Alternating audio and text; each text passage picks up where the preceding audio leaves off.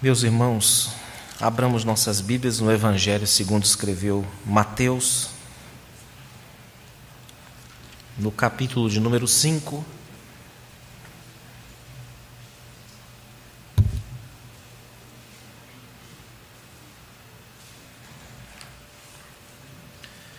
E ouçamos a leitura do versículo 7.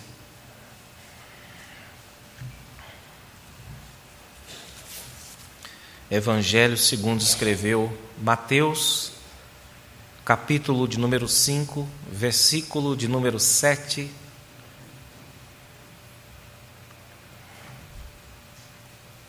Assim nos diz a palavra do Senhor Deus: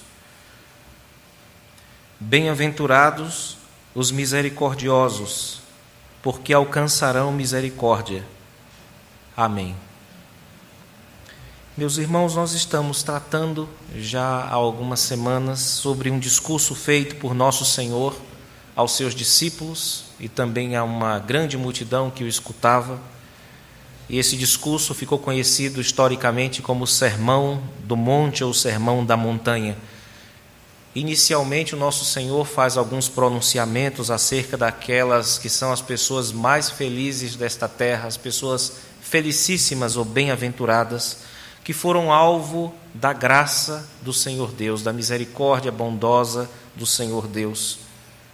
Elas reconheceram inicialmente a sua própria miséria espiritual, reconheceram que não tinham nada para dar para o Senhor Deus.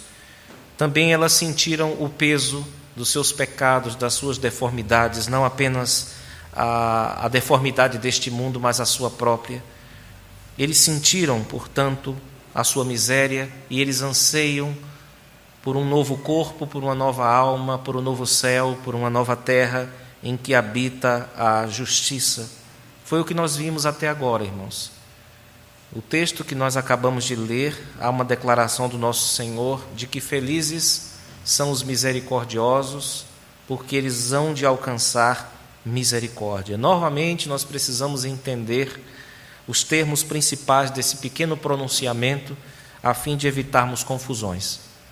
Em primeiro lugar, irmãos, nós devemos lembrar que isso aqui não pode ser considerado uma espécie de troca, do tipo toma lá, dá cá.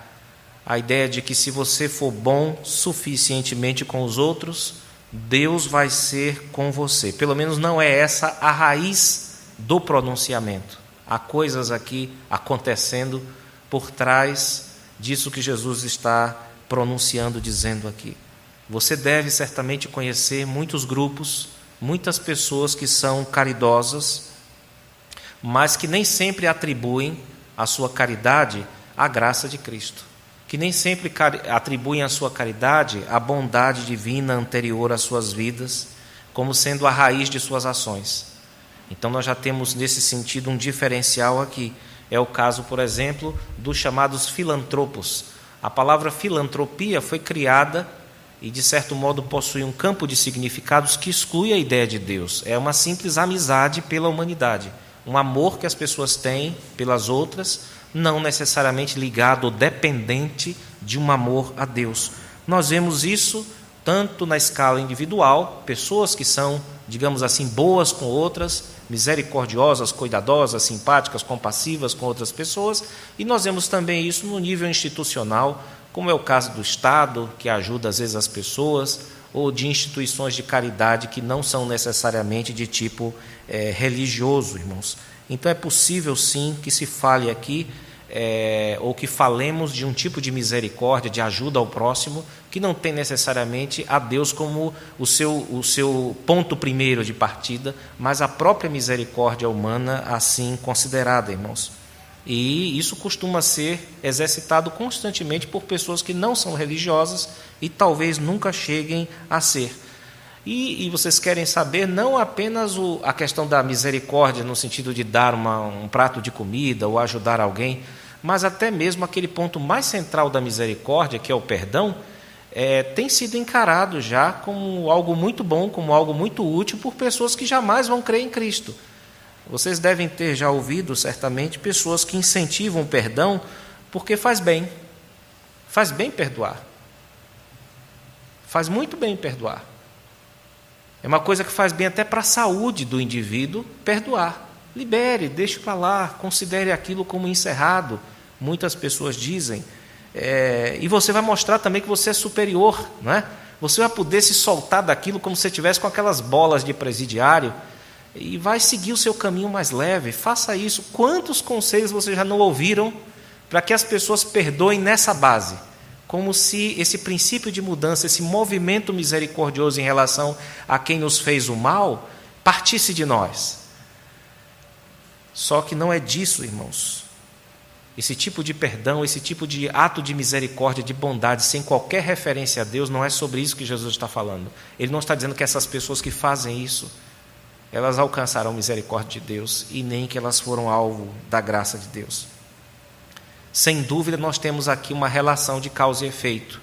Aqueles que são misericordiosos alcançarão misericórdia, mas nós precisamos entender que nós estamos pregando aqui a Bíblia inteira. Estamos falando a Bíblia, da palavra de Deus a partir desse verso.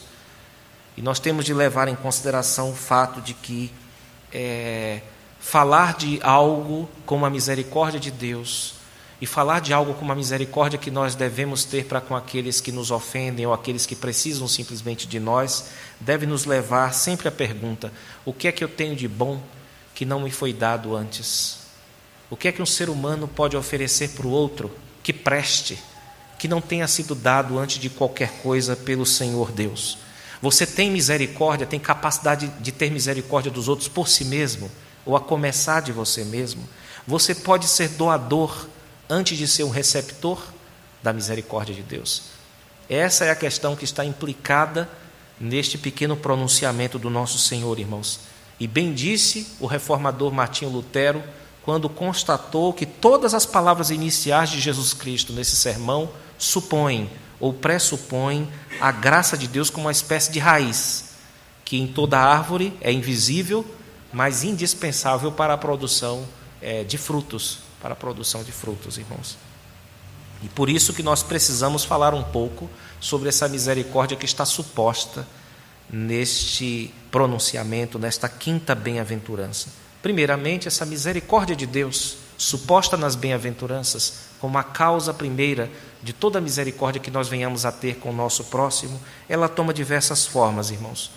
Um dos textos talvez mais emblemáticos, que mais resume essa ideia, é o Salmo de número 136, aquele que tem aquele refrão constante: porque a sua misericórdia dura para sempre. Conta-se sempre alguma coisa, uma parte narrativa e depois uma parte exclamativa. Sempre tem uma narração, Deus fez alguma coisa, e depois vem o refrão, que de certo modo torna-se diferente por causa de cada ato diferente narrado, irmãos. Então nós temos nesse Salmo 136 uma misericórdia divina que inicialmente se manifesta nos atos de criação de Deus. Deus criou porque Ele foi misericordioso. E depois disso, na sequência do Salmo, o texto nos fala não mais dos atos criadores de Deus, mas dos atos salvadores. Deus salvou um povo, Deus cuidou de um povo, Deus atentou para um povo, e Deus serve para esse povo de abrigo, de refúgio, tanto na geração presente como também nas futuras gerações desse povo, irmãos. E é claro, de modo central e mais profundo, o maior ato de misericórdia da parte de Deus é o perdão dos pecados. É Deus ter perdoado os nossos pecados. Deus cuida, Deus ajuda, Deus dá muitas coisas para as pessoas, mas há um ponto que é central e que demonstra a misericórdia de Deus, faz com que ela brilhe acima de qualquer outro ato, que é o amor de Deus pelos homens perdidos. Como nós cantamos das maravilhas, é sempre a maior. Deus faz muitas coisas maravilhosas demonstrando essa misericórdia, mas o perdão dos pecados, de fato, é o centro dessa demonstração de misericórdia da parte de Deus, e é o ponto mais importante do nosso texto. Por quê? Porque a palavra misericordiosos, aí no versículo de número 7, irmãos, nessa bem-aventurança, ela pertence originalmente ao campo da jurisprudência. Fazia parte da antiga prática dos tribunais desse tempo aqui, que aquelas pessoas arguidas por um juiz tivessem o direito de solicitar aos seus juízes sentenças mais leves. Elas pediam para que o juiz fosse misericordioso para com elas, irmãos. E se, por acaso, você tem disposição para perdoar uma pessoa, você tem disposição para fazer qualquer outra coisa por ela. Por isso que se diz que o perdão é o centro. E se você consegue perdoar alguém, você consegue fazer qualquer outra coisa pela pessoa. É nesse sentido que o perdão é central à misericórdia divina. E essa disposição parece seguir a lógica daqueles que são bem-aventurados, considerando as bem-aventuranças anteriores. Porque o que é que você pode esperar de alguém que é humilde de espírito? É que ele não ajude as pessoas? É que ele não perdoe as pessoas? O que é que você pode esperar de alguém que tem consciência dos seus pecados? Não apenas consciência dos pecados do mundo, mas consciência dos seus próprios pecados. Ou de uma pessoa que aprende com Jesus Cristo a ser manso e humilde de coração. E de alguém que tem fome e sede de justiça, não para consertar o mundo todo, mas para pelo menos consertar a sua própria vida. O que é que eu posso esperar? O que é que você pode esperar de uma pessoa dessas? Senão que ela seja misericordiosa para com outras pessoas. Tanto nos aspectos periféricos ou terciários ou secundários, mas como também nos aspectos primários da misericórdia, que são aqueles que dizem respeito ou estão ligados ao perdão, irmãos. Uma das coisas que se espera, então, de uma pessoa assim, é que ela seja misericordiosa. E a pessoa que é misericordiosa, ela é uma pessoa sensível à realidade difícil das outras pessoas. Isso é ser misericordioso. É você conseguir se colocar imaginativamente e sensivelmente no lugar dos outros e sentir que as pessoas ao seu redor, independente de quão ruins sejam, têm passado algum tipo de dificuldade na vida e precisam de compreensão, precisam de uma larga compreensão, irmãos. Quando alguém que cultiva a ruindade no seu coração tem um encontro com um Deus que é misericordioso, que é grandioso, um Deus a quem essa pessoa deve muito e que tem poder e justiça para exercer uma profunda destruição na vida dessa pessoa. Quando essa pessoa tem um encontro com Deus, então ela começa a descobrir novas coisas, começa a abrir uma nova visão para ela. Quando ela descobre que Jesus morreu por ela, quando ela descobre que o Espírito de Deus aplicou uma obra, ou a obra objetiva de Cristo ao seu coração, realmente as coisas começam a mudar, irmãos. E as pessoas passam a abandonar aquele discurso vitimista. Por que ele me tratou desse jeito? Por que ela me tratou desse modo? Você começa a ver que não é tão grave assim humilhar você, ou machucar você. Você começa a ver mais a honra de Deus e a honra do próximo do que a sua própria honra. E aí nasce uma pessoa bem-aventurada que é chamada de misericordiosa, segundo o texto. Aqui o nosso Senhor, vocês observaram, ele não apresenta exemplos aqui, o que é interessante. Ele poderia dizer, misericordioso é alguém assim, assim, assim, assim.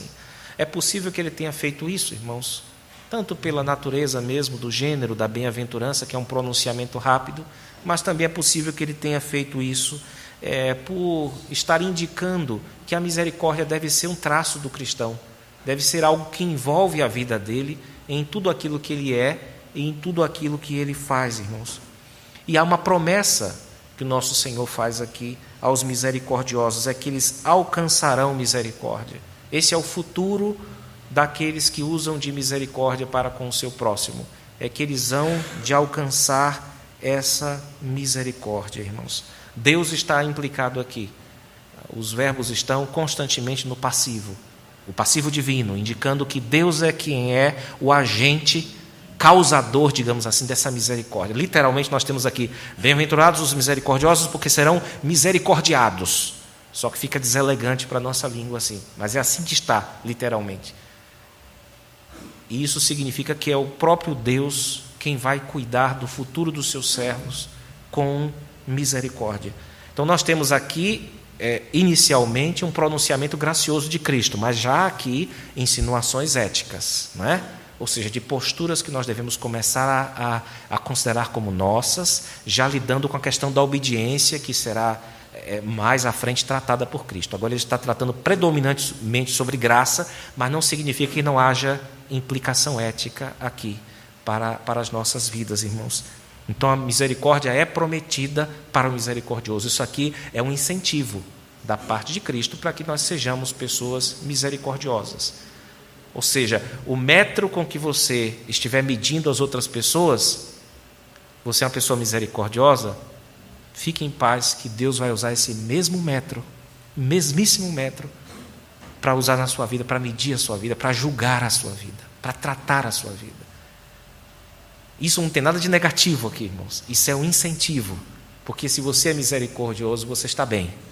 Porque quando Deus for tratar das suas questões, das suas necessidades, dos seus pecados, Ele fará uso do mesmo cuidado, do mesmo carinho, da mesma misericórdia, simpatia e empatia que uma pessoa misericordiosa usa para com aqueles que precisam ou que mesmo lhe ofendem, irmãos. A misericórdia, irmãos, pode ter muitas expressões.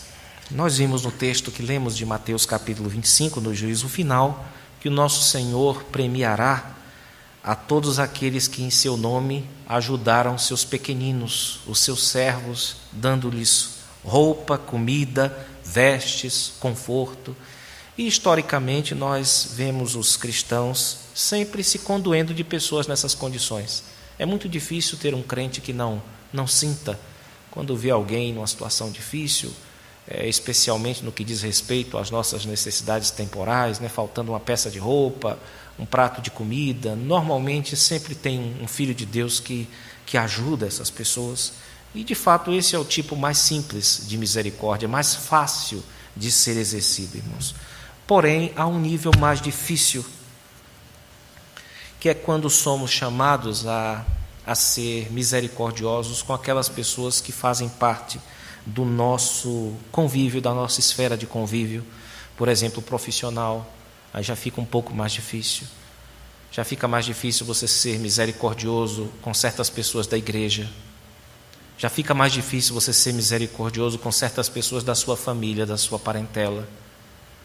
Então essas são questões importantes para nós entendermos a questão da gradação e dos usos, digamos assim, da misericórdia na Escritura, irmãos.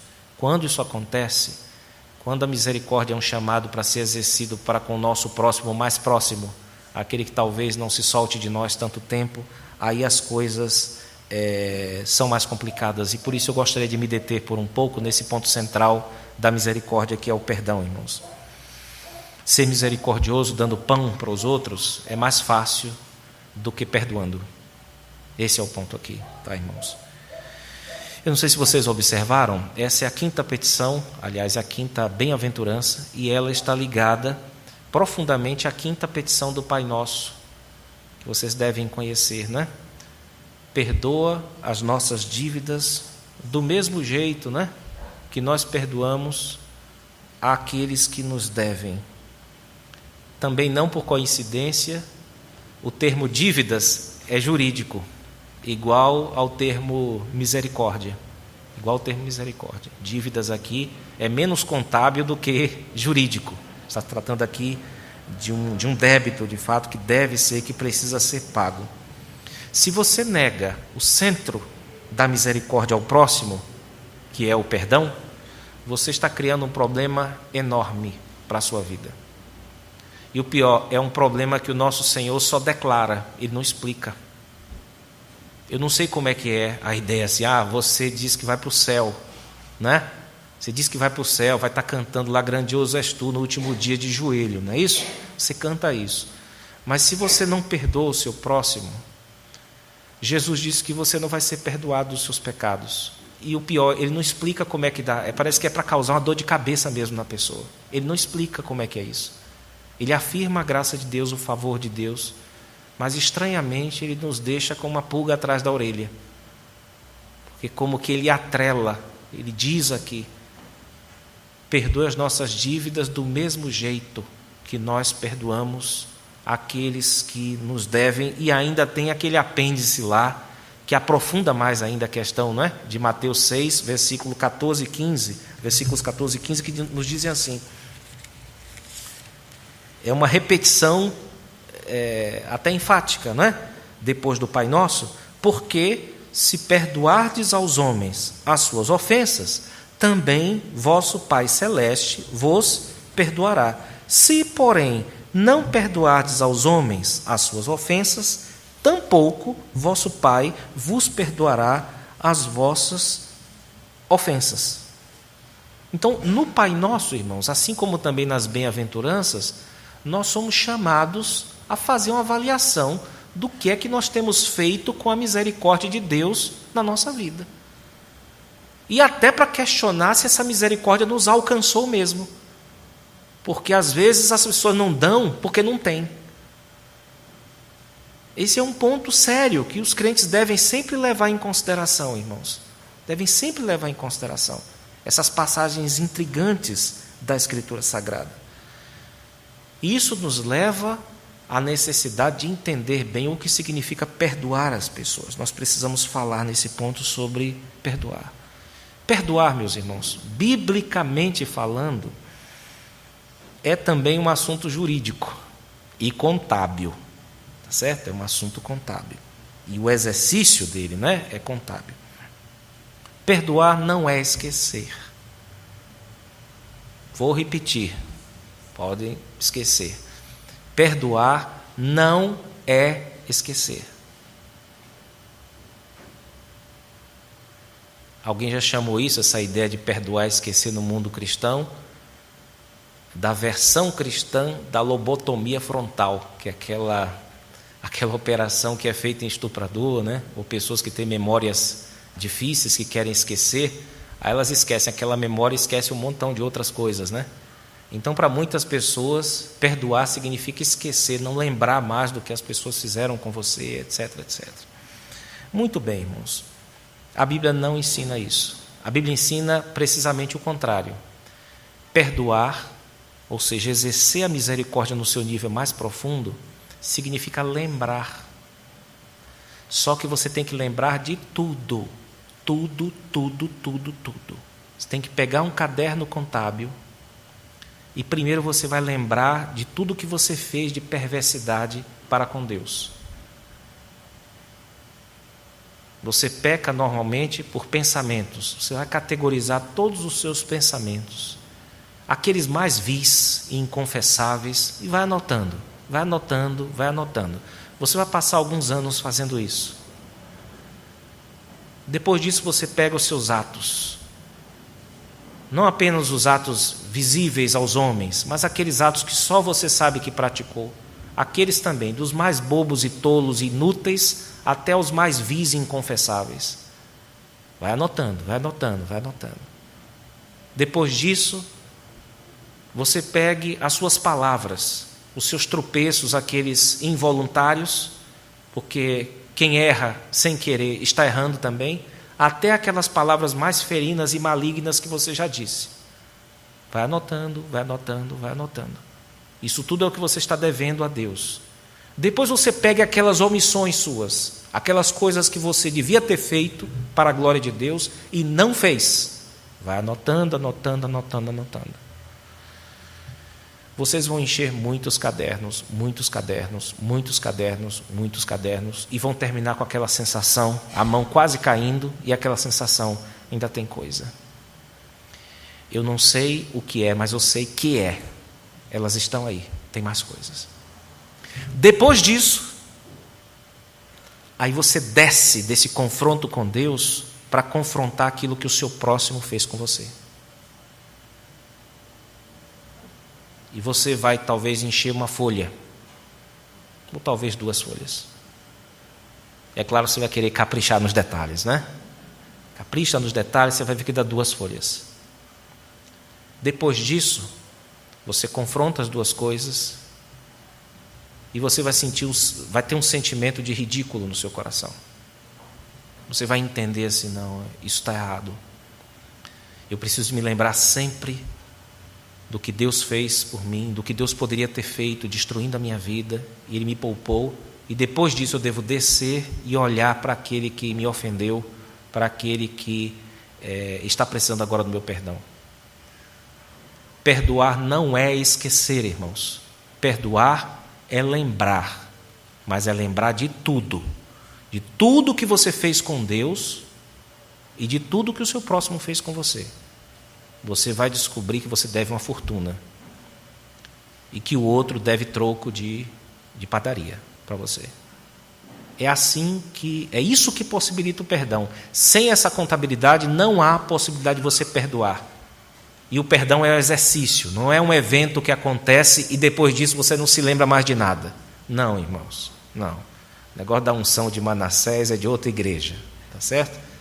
Não existe isso na Escritura não, irmãos. Essa ideia de você receber uma oração forte e esquecer tudo aquilo que lhe fizeram, esqueça isso. Porque o perdão é claramente um exercício contábil.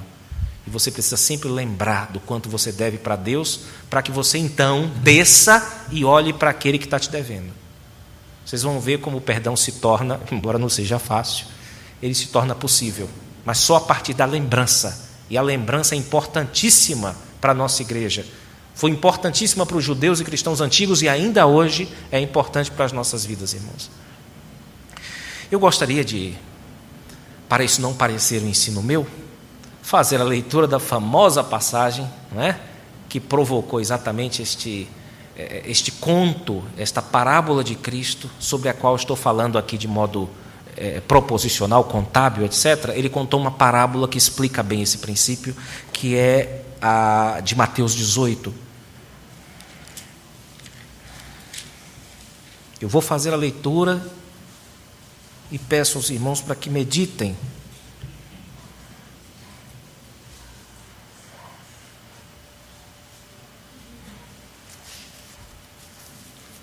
Principalmente observem o aspecto contábil envolvido aqui, desde a pergunta de Pedro para Jesus, ok? Que foi o que provocou essa parábola foi a pergunta de Pedro a Jesus a partir do versículo 21 de Mateus capítulo 18.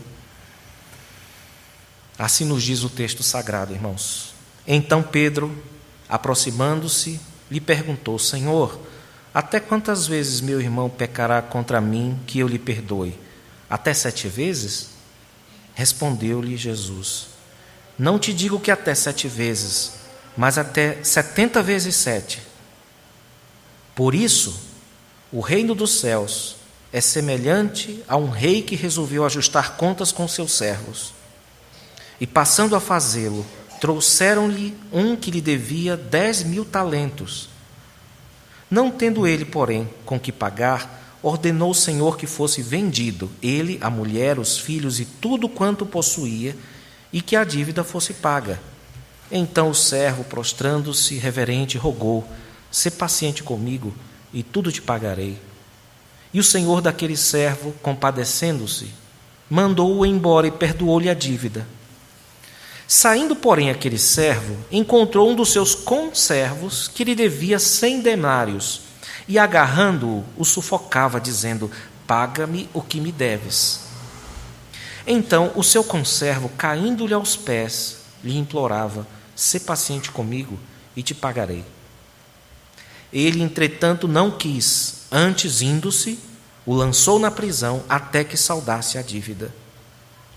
Vendo os seus companheiros o que se havia passado, entristeceram-se muito e foram relatar ao seu senhor tudo o que acontecera. Então o seu senhor, chamando-o, lhe disse: Servo malvado, perdoei-te aquela dívida toda porque me suplicaste. Não devias tu igualmente compadecer-te do teu conservo, como também eu me compadeci de ti? E indignando-se, o seu senhor o entregou aos verdugos, até que pagasse toda a dívida. Assim também meu Pai Celeste vos fará, se do íntimo não perdoardes cada um a seu irmão. Amém. Meus irmãos, o coração de Deus em Jesus Cristo é um abismo de bondade, no fundo do qual nós encontramos perdão. Que Deus nos ajude a refletir esse abismo e a refletir esse fundo da bondade de Deus. O Senhor Deus guarde sua palavra em nossos corações e nos ajude. Amém.